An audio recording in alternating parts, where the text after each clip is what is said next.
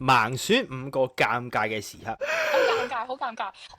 我真係嗱，我本身又好 PK 啦，我就想 send 一句嘢 bitchy 嘢嘅，上 send 到幾個 friend 嘅 group 度啦。喺嗰陣時咧 WhatsApp 咧又冇得 delete 啊嗰啲啦，跟住我 send 咗去一個所有同學嘅 group 嗰度，40個人。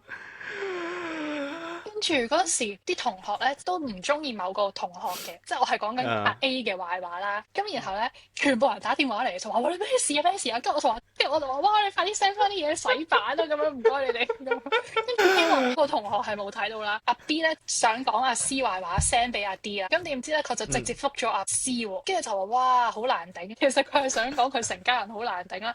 跟住咧阿 C 咧即係出 story 嗰個人即刻覆咗佢話。乜嘢難頂啊？因為其實佢哋兩個本身都係唔妥對方，但係又唔會直接交鋒嗰種啦。跟住 OK，B 就話：哦，我話你哋成家人感情咁好咧，成日 post 啲嘢出嚟好難頂啊咁樣。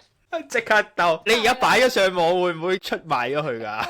應該佢哋唔會睇嘅，所以應該 OK 嘅。但係如果睇咗就好多年之前都知大家唔中意大家嘅，所以唔關我事㗎。隔 OK，離食花生嘅啫。